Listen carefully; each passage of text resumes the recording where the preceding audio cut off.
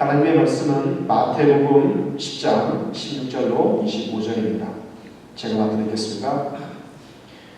보라, 내가 너희를 보내니 양을 이리 가운데 보냄과 같도다. 그러므로 너희는 뱀같이 지혜롭고 비둘기같이 순결하라. 사람들을 삼가라.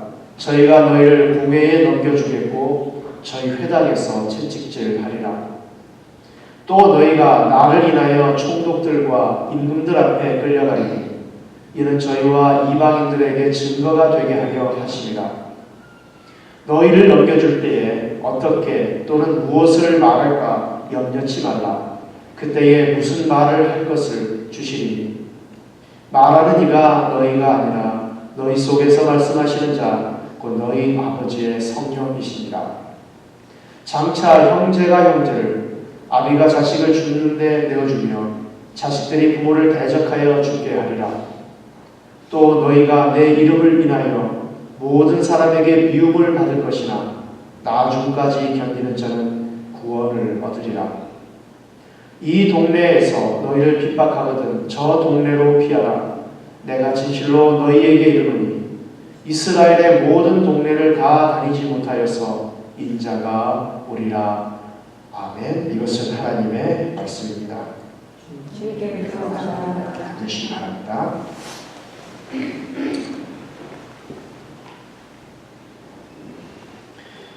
우리들은 하나님의 자녀입니다. 하나님 나라 천국에 속한 백성이죠.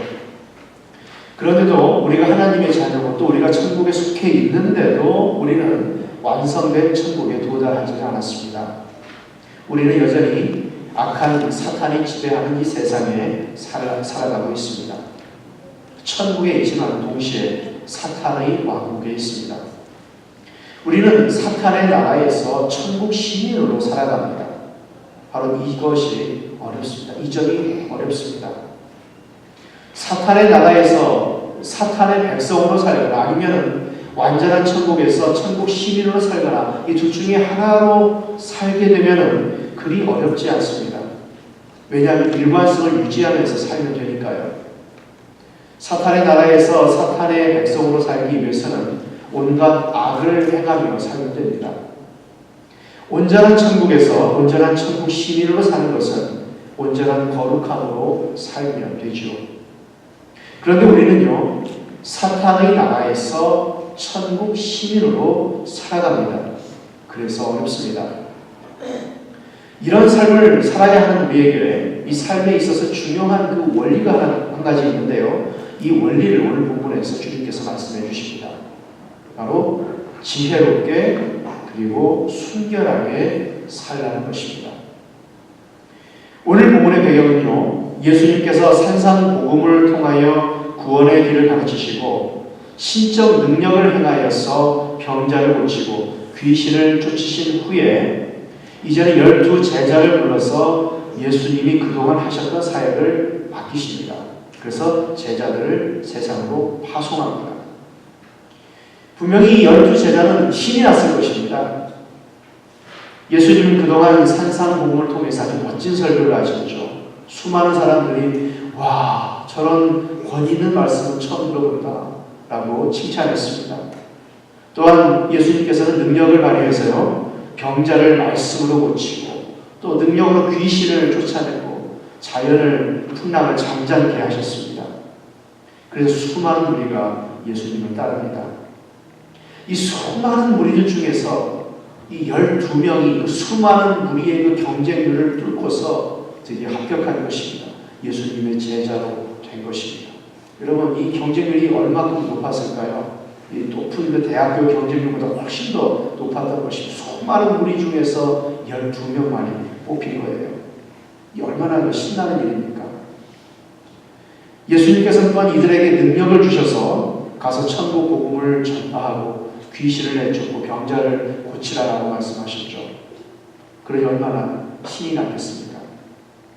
이제 가서 이 풍성한 추수를 하면 되는 것입니다. 이 갈퀴로서 이제 알곡들을 샥샥 끌어모으면 되는 거죠. 그런데 예수님께서는 이들을 보내면서 이런 말씀을 하십니다. 16절 우리 앞부분 같이 읽습니다. 보아라, 내가 너희를 보내는 것이 마치 양을 이리떼 가운데로 보내는 것과 같다. 이 말씀은 그때 신학교 졸업식 때 그 설교하신 분 이런 말씀하셨죠. 신학생들 보내면서 이제 목사 좀 하고 보내면서 양을 이리떼 가운데 보내는 것과 같다. 이제 그런 말씀을 하셨는데 이 제자들 향해서 뭐라고 했냐면은 양이라고 했습니다. 양. 그리고 제자들이 상대할 대상은 이 푸른 이 초목이 있는 이 목장이 아니라 누구예요? 이 이리떼다라고 했죠. 여러분, 양은 이리의 밥입니다. 이리가 입 한번 쫙 벌리면은 찍소리도 못하고 그대로 밥이 되죠. 그런데 여러분, 우리가 사는 세상이 이렇다는 것입니다. 특별히 하나님의 자녀로 사는 우리에게 세상은 이리 또는 이 늑대와 같습니다. 하나님의 자녀만 아니라면은 같이 이리가 되면 되는데 하나님의 자녀에게 이리가 될 수 없습니다. 양으로서 이리, 늑대를 상대하며 세상을 살아야 합니다. 이리는 양을 잡아먹기 위해 여러 가지 공격을 하죠.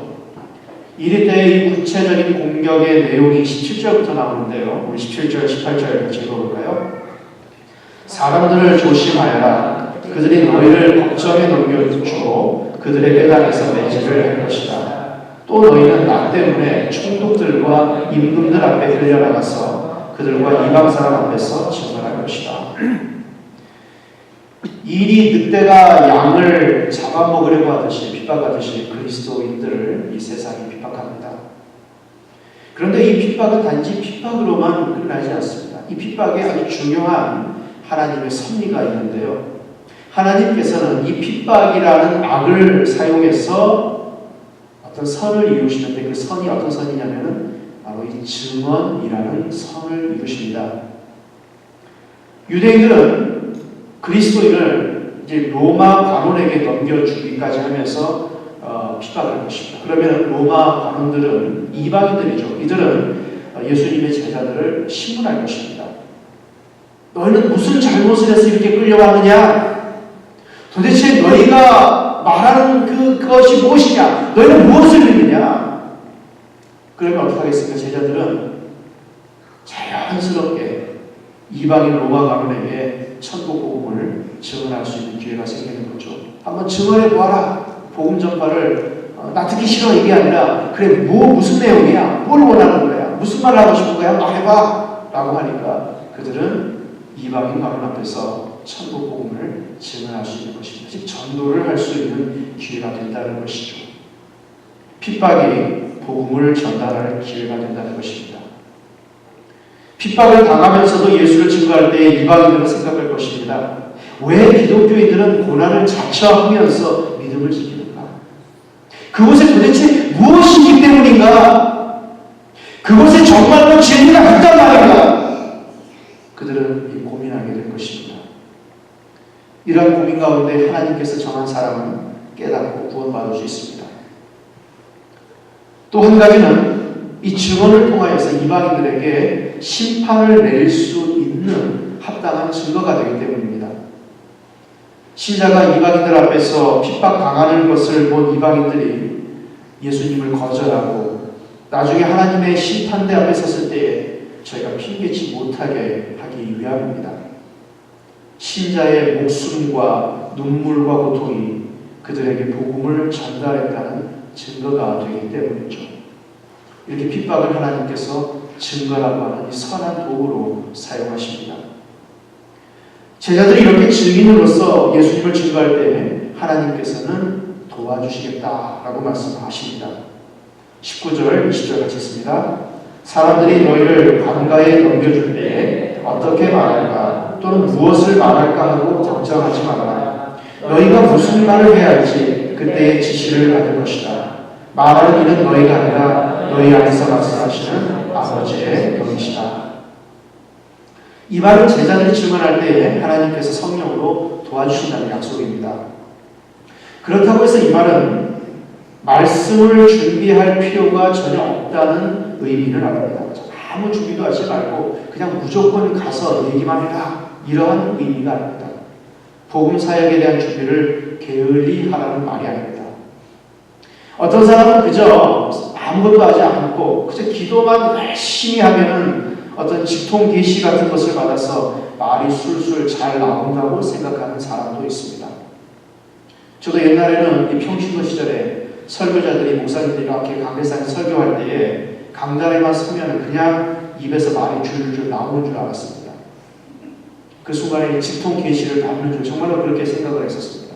그리고 당시에 대부분의 목사님들은 원고도 안 보시고 그냥 막 했기 때문에 야, 저게 하나님께서 저렇게 직통 계시를 주는구나 라는 그런 생각을 했었죠. 그래서 설교 원고도 없이 관중만 보고 하는 설교가 진짜인 줄 알았습니다. 제가 목사가 되기 전까지만 해도 그렇게 생각했죠. 그런데 이제 목사가 돼서 이 자리에 서보니까 그게 아닌 것을 알았습니다. 여러분, 설교도 준비해야 되고요, 말씀도 준비해야 합니다. 사람에 따라서 이 말을 잘하는 사람들이 있어요. 그냥 아주 뛰어나게 순발력이 있어서 그런 사람은 많이 준비 안 해도 되긴 하지만 그렇지 못한 사람의 경우에 더욱더 많이 준비해야만 하죠. 21절에서 핍박에 대한 더욱더 증가된 그 모습이 나오는데요. 21절에서 형제가 형제를 죽음에 넘겨주고 아버지가 자식을 또한 그렇게 하고 자식이 부모를 거슬러 일어나서 부모를 죽일 것이다. 심지어는요, 이 가족조차도 예수를 따르는 자에게 고통을 줍니다. 온 가족이 믿지 않을 때는요, 가족이 원수가 되고 오히려 믿음을 핍박하는 데에 앞장서죠. 그래서 이렇게 세상 모든 사람은 한 마음으로 단합해서 신자를 대적하게 될 것입니다. 모두가 다 이리 때처럼 또 늑대처럼 달려들 것입니다. 22절에서 너희는 내 이름 때문에 모든 사람에게 미움을 받을 것이다.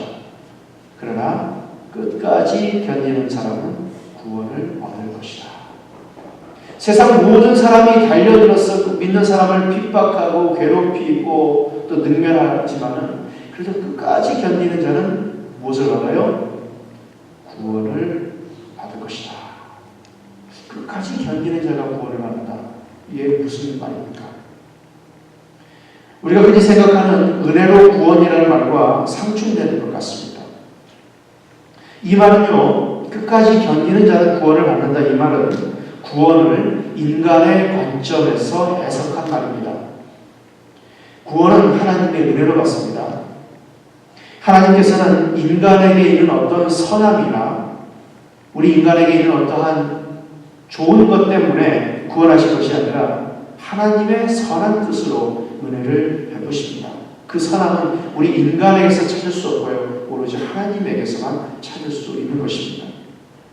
하나님께서는 구원할 자를 영원한 현재에서 예정하시고, 즉 과거에 예정하신 것이 아니라 영원한 현재에서, 과거, 현재, 미래가 동시에 있는 이 평면과 같은 이 시간 속에서 예정하신 것입니다. 우리의 시간은 직선이죠. 원인과 결과를 따라 흘러갑니다. 하지만은 하나님의 시간은 이건 마치 평면과 같습니다. 이러한 평면의 시간에서 영원한 현재에서 예정하시고 때가 되면 부르십니다. 하나님이 부르면 인간은 저항할 수 없습니다. 이것을 가리켜서 불가항력적 은혜다라고 이야기합니다. Irresistible Grace라고 영어로 이야기합니다. 죄인을 부르신 하나님은 이제 죄인을 거듭나게 하십니다. 즉 거듭나다, 다시 태어나게 합니다. 성령을 주어서 죽은 영을 살리십니다. 이것을 한자어로 중생이라고 합니다. 중생한 자는 죄에서 회개하고 예수를 구주와 주님으로 영접하게 되는데 이것을 가리켜서 회심, 마음을 바꿔먹었다. 회심이라고 합니다. 회심한 자는 하나님께서 의롭게 여기고 그리고 자기 자녀로 삼아주십니다. 이런 사람은 하나님 아버지의 의로움을 이제 닮아가기 시작합니다. 법정적으로 너는 의롭다라고 칭해질 뿐만 아니라 실제로 하나님 아버지의 그 의로움을 닮아갑니다. 거룩해지기 시작하죠. 이것을 가리켜서 이 과정을 성화, 거룩해진다라는 뜻입니다. 성화라고 합니다. 성화되기 시작한 사람은 결국에 가서는 성화를 완성하죠. 거룩에 도달합니다. 이것을 가리켜서 영화, 즉 glorification이라고 합니다. 그런데 여러분, 이 영화와 성화 사이에 우리 신학적 용어로 성도의 견인이라는 그 교리가 있습니다. 성도의 견인, 신자의 견인. 성도의 견인이라는 것은 견인차가 이 퍼진 차를 끌고서 자동차 정비소로 가듯이 하나님께서는 우리의 연약함과 부족함과 부패함에도 불구하고 끝까지 우리가 완벽해질 때까지 끌고 간다는 뜻입니다. 그런데 이 견인의 교리를 잘못 이해하는 종파가 있습니다. 바로 구원파인데요. 이들은 성도의 견인이라는 부분을 그냥 간단히 한 번 구원은 영원한 구원이다라고 하면서 당신이 무엇을 하든지 간에 노매를 와 그런 말을 하죠. 당신이 무엇을 하든지 간에 하나님이 구원하실 것이다. 그러니 죄 짓는다고 걱정하지 말고 구원의 확신을 가지라라고 가르칩니다. 이런 교리는 자연적으로 신자를 거룩한 삶에서, 즉 칭의뿐만 아니라 실제로 의로워지는 그 삶에서 멀어지게 합니다. 인간이 부패했기 때문에 이렇게 잘못된 교리를, 불완전한 교리를 신다 보면 사람은 그 잘못된 방향으로 항상 가게 되어 있죠. 그래서 거룩한 삶에서 멀어지게 합니다. 거룩한 삶을 인간의 행위로 보고요. 그렇기 때문에 인간의 행위하고 하나님의 은혜를 서로 양립할 수 없기 때문에 거룩한 삶과 구원과는 관계가 서로 없다는 의미가 내포되어 있는 것처럼 해석을 합니다.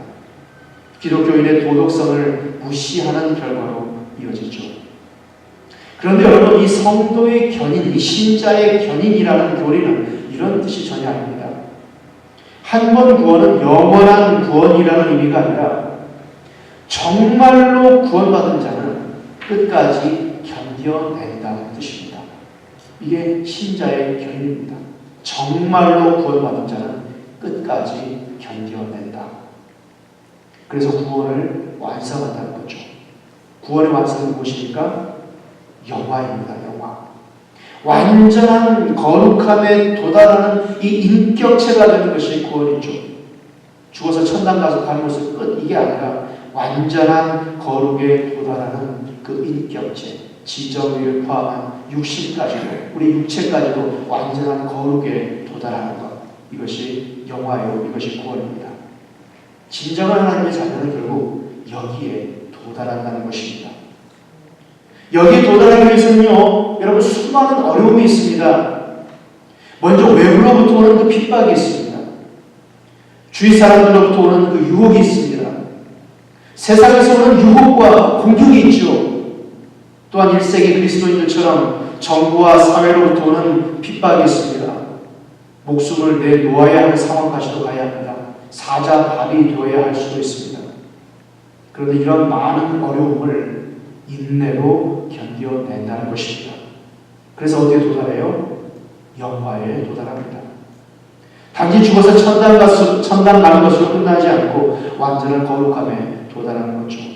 완전한 인격체가 되는 것, 하나님이 원래 창조했던 그런 선한 모습으로 되는 것이 구원입니다.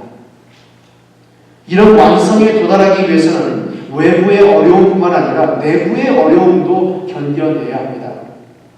이 진짜 어려움은 바로 이 내부의 어려움입니다. 저도 이 목회를 하면서 여러 가지 어려움들이 많이 있어요. 하지만은 저는 가장 무서운 것은 제 자신입니다. 제 자신의 마음이 가장 무섭습니다. 여러분도 사실은 마찬가지입니다. 이 세상에서 가장 무서운 사람은 히틀러도 아니요, 스탈린도 아니요, 레닌도 아니요, 바로 여러분 자신입니다. 이러한 이 악독한 사람들도 사람의 마음을 정복하지 못합니다. 자기의 마음을 무너뜨리고 정복할 수 있는 사람, 자신을 부패할 수 있게 만드는 사람은 바로 자기 자신이기 때문이죠. 내 안에서 나오는 뭔가 더러운 생각, 말, 행동, 탐심, 이기심, 집착, 미움, 증오, 이런 것들이 자기의 발목을 붙잡고 죄의 수렁에서 계속해서 빠지게 만들고 세상으로 돌아가게 만듭니다. 그래서 구원의 완성을 막습니다. 그런데 하나님의 자녀는 어떻게 해요? 내부의 어려움까지도 끝까지 견뎌낸다는 것입니다. 물론 때에 따라서 이 내부의 어려움에 대해서 내가 실패할 수도 있습니다. 하지만 다시 일어서는 거예요. 다윗도 실패했습니다. 하지만 다시 일어섰습니다. 베드로도 실패했어요. 다시 일어섰습니다. 이러한 과정을 통해서 아주 힘들기를 하지만 싸우면서 끝까지 견뎌낸다는 것이죠. 끝까지 견뎌내고 성화를 완성한다는 것입니다. 이것이 바로 성도의 견인, 영어로는 perseverance of saints라는 교리의 의미입니다. 하나님이 예정하셔서 구원한 자는 외부의 공격, 내부의 공격을 이겨내고 구원에 도달한다.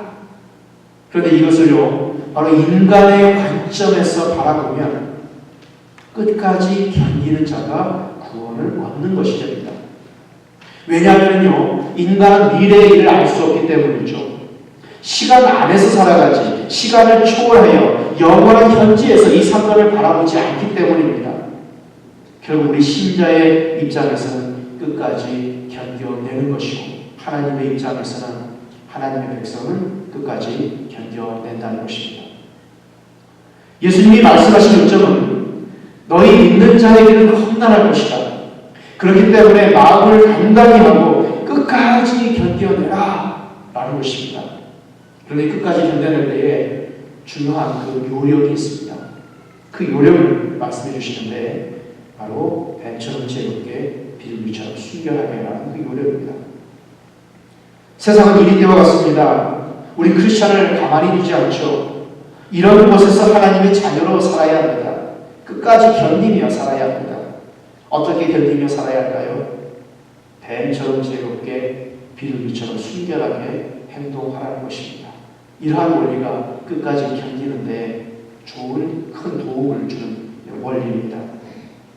16절 말씀도 마지막을 보시면 그러므로 너희는 뱀과 같이 슬기롭고 비둘기와 같이 순진해져라. 이 말은 적당히 세상과 타협하면서 살라는 뜻이 아닙니다. 뱀과 비둘기의 그 중간 정도로 지혜와 순결의 중간 지점에서 타협점을 찾으라는 뜻이 아닙니다. 이 말씀은 완전한 지혜와 완전한 순결을 추구하며 살라는 뜻입니다. 뱀같이 지혜롭고라는 말은 신중하고 분별력이 있어야 하는 뜻이죠. 이것은 또한 고대 근동 지역의 속담이기도 했습니다.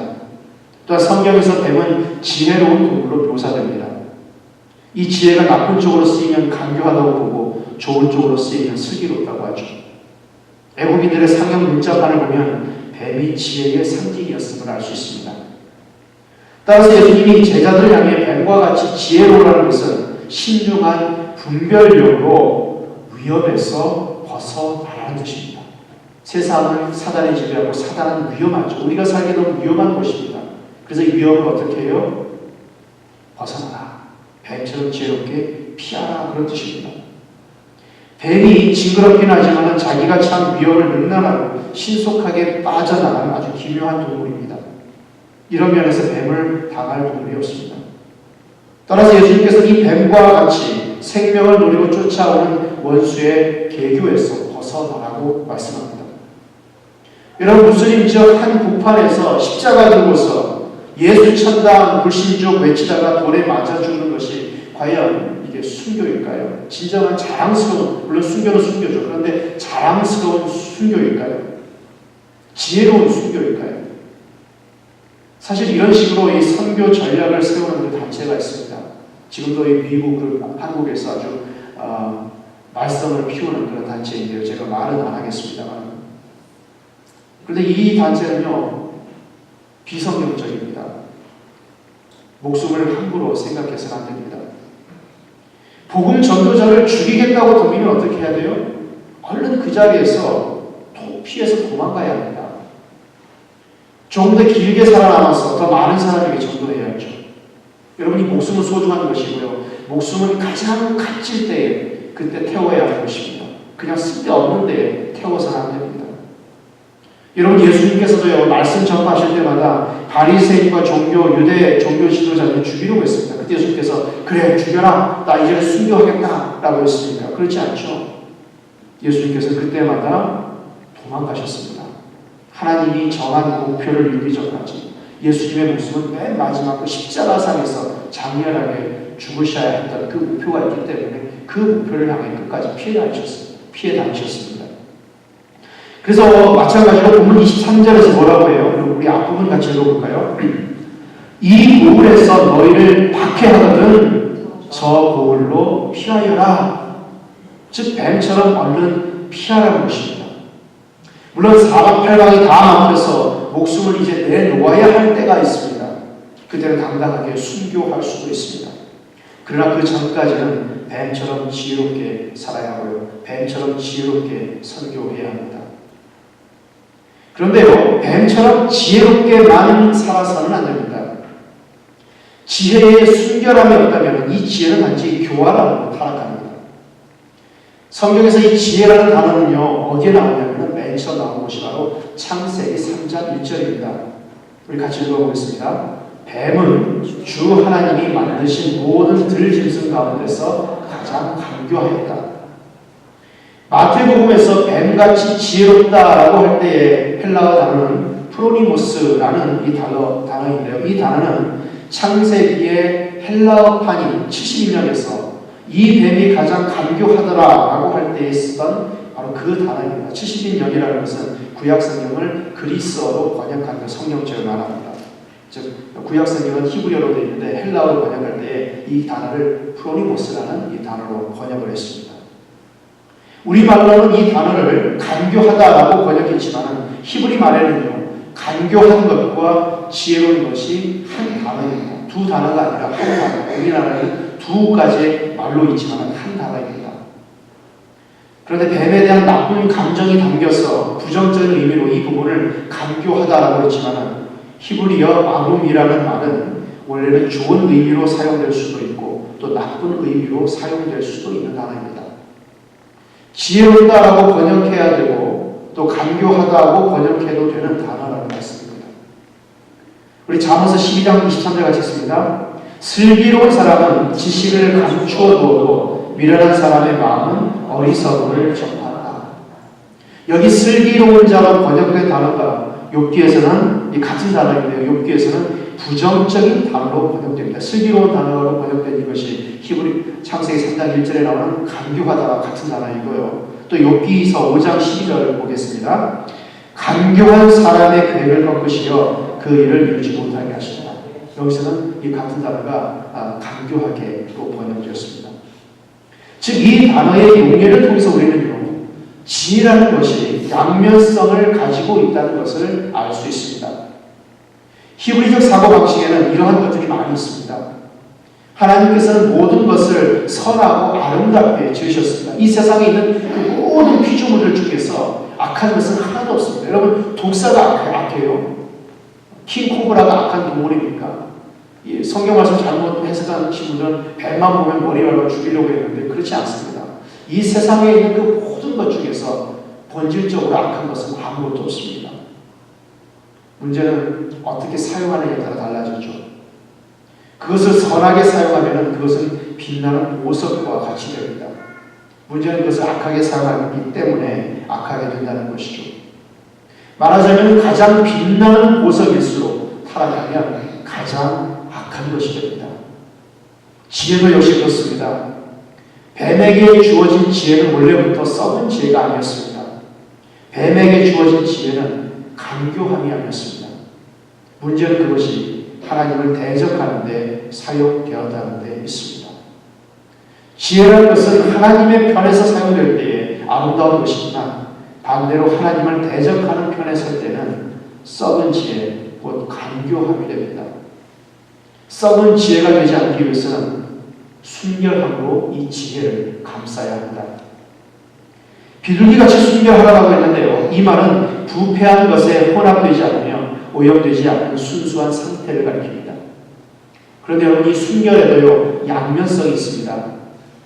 흠이 없는 이 상태를 가리키기도 하지만 동시에 미련한 상태를 가리키기도 합니다.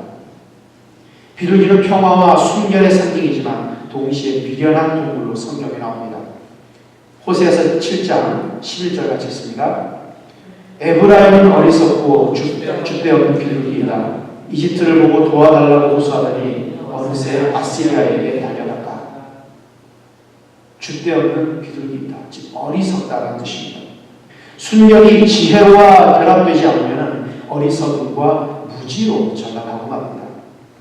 순결 없는 지혜는 교활하며 지혜 없는 순결은 어리석음입니다. 우리는 지혜로워야 되고 동시에 순결해야 합니다. 이 말은 지혜와 순결의 어느 적정선을 찾으라는 말이 아닙니다. 우리가 추구하는 것은 완전한 지혜와 완전한 순결입니다. 이것을 향하여 꾸준히 노력하고 나아가야 하죠. 이 목표는 쉽지 않습니다. 우리는 어리석고 부패합니다. 그러므로 하나님의 도우심 없이는 불가능합니다. 이를 위해 부단히 은혜의 방편인 말씀과 기도와 성례를 통해서 열심히 수양해야 합니다. 그래서 이 때를 극복하는 약으로 살아야 하죠. 언제까지 이렇게 살아야 돼요? 예수님 다시 오시는 날까지 슬기롭고 순결하게 살아야 합니다.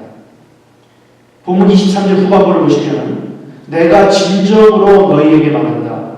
너희가 이스라엘의 고을들을 다 돌기 전에 인자가 올 것이다. 23절이 마지막 부분은요, 특히 성경의 난제 중에 하나입니다. 어렵다, 어려운 그런 주제라는 뜻입니다. 인자가 온다라고 했는데 무슨 뜻인가? 예수님의 재림을 뜻하는 것일까요? 예수님이 말씀을 하신 지 벌써 2000년이 지났습니다. 2000년 동안 예수님의 12제자를 비롯한 그 이후에 수많은 제자, 저와 여러분을 포함한 이 제자는 벌써 이스라엘을 수천 번, 수만 번 돌고도 남았을 것입니다. 그래서 이 부분에 대해서 다양한 해석이 있는데요. 어떤 해석자는 문자적으로 예수님의 12제자가 이스라엘 고을을 돌고 있으면 서너 시간 뒤에 예수님께서 볼일을 보시고 합류할 것이라는 의미로 해석합니다. 그런데 이런 해석은 앞의 문맥과 맞지 않습니다. 앞에서는 제자들이 박해받는 것으로 되어 있는데요. 실제로 제자들이 예수님이 십자가에 못 박히시기 전에 전도하다가 박해받았다는 그 기록이 성경에는 그 내용이 없습니다. 찾기 힘듭니다. 기독교인에 대한 대대적인 박해는요, 오순절 이후부터 시작됩니다. 네로에 의해서, 도미시안에 의해서, 유대교에 의해서 시작되죠. 이 본문 말씀을 우리가 해석하기 위해서 조금 더 큰 맥락에서 봐야 하는데, 이 문맥을 보면은요, 예루살렘 성 멸망과 이 문맥은 관계가 있습니다. 본문과 병행을 이루는 마가복음에 보면은 이런 사실을 알 수 있는데, 우리 마가복음 13장 1절로 2절 말씀 같이 읽습니다. 예수께서 성전을 떠나가실 때에 제자들 가운데서 한 사람이 예수께 말하였다. 선생님 보십시오. 얼마나 굉장한 노래입니까? 얼마나 굉장한 건물들입니까? 예수께서 그에게 말씀하셨다. 너는 이 큰 건물들을 보고 있느냐? 여기에 돌 하나도 돌 위에 남지 않고 다 무너질 것이다. 그 다음 쭉 내려가서 30절 같이 있습니다. 내가 진정으로 너희에게 말한다. 이 세대가 끝나기 전에 이 모든 일이 다 일어날 것이다. 이 이야기 시작은 제자들이 웅장한 예루살렘 성에 대해서 말하자 이것에 대해 예수님께서 말씀하시면서 나옵니다. 제자들이 예루살렘 성을 자랑했을 때에 예수님은 예루살렘 성이 무너질 것이다. 그런데 언제 무너질 것인가? 이 세대가 끝나기 전에 무너질 것이다. 그래서 역사적으로 볼 때에 주후 70년 로마의 디도 장군에 의해서 예루살렘이 무너집니다. 예수님이 마가복음에서 길게 말씀하셨던 이 부분을 마태복음의 저자는 마태복음의 주제인 천국에 맞게 이 부분을 따와서 재배열합니다. 그러한 가운데에 이 부분이 쓰인 것입니다. 다시 보면 마태복음 10장 23절로 와서 인자가 온다는 말은요, 이 말은 천국이 도래한다는 것과 같은 표현입니다. 천국의 도래는, 천국에 오는 것은 의로운 자의 구원이 완성됨을 의미하지만 천국이 완성될 때 우리의 구원도 완성됩니다. 하지만 또한 천국의 도래는 뭐냐면 불의한 자의 심판을 의미합니다. 양면성을 가지고 있습니다. 구원과 심판, 이게 천국입니다. 마찬가지로 인자의 오심은 구원의 완성과 더불어 심판을 의미합니다. 이러한 맥락에서 이스라엘 고을을 다 돌기 전에 인자가 온다는 말은 바로 예루살렘 성전의 멸망을 의미합니다. 오순절 이후에 예수님의 제자들은 예루살렘을 중심으로 전도를 했었죠. 이때 이들은 엄청난 핍박을 받았습니다. 바로 앞에 있는 그 문맥과 일치하는 핍박을 당합니다. 사도행전을 보면은 베드로, 요한, 바울이 당한 그 핍박이 나옵니다. 그런데도 예루살렘은 복음을 받아들이지 않습니다. 그래서 제자들은 이 고을에서 도망가서 저 고을로 다니고 이러한 상황이 계속된다는 거예요. 이에 대한 심판을 예루살렘이 받습니다. 인자가 옴으로 심판을 받는다는 거죠. 인자가 온다는 것은 심판의 주로서 온다는 것입니다. 그래서 주 70년 예루살렘은 멸망합니다. 인자는 예루살렘을 심판을 내리려고 오십니다. 물론 이 심판은 기도 장로를 통해서 이루어졌지만 이 주체는 바로 인자의 것입니다. 제자들이 아직 예루살렘에서 전도하고 있을 때 예루살렘은 멸망해서 제자들은 세계 각지로 흩어짐으로 예수님의 예언이 이루어집니다. 이제 예수께서는 또 다시 오십니다. 마지막 재림은 아직 이루어지지 않았습니다. 그때까지 우리는 이 사탄이 지배하는 세상 속에서 하나님의 백성으로 살아야 합니다. 복음을 전도하며 살아야 합니다. 세상은 이제 우리를 핍박할 것입니다. 그렇게 우리는 뱀처럼 지혜롭고 비둘기처럼 순결하게 살아야 합니다. 이를 위해서 우리는 기도해야 하고 말씀을 삶의 기준을 놓고서 항상 자기 자신을 살펴야 합니다. 그래서 지혜와 순결을 갖추며 예수님의 재림을 맞는 우리 모두가 되기를 바랍니다. 기도하겠습니다.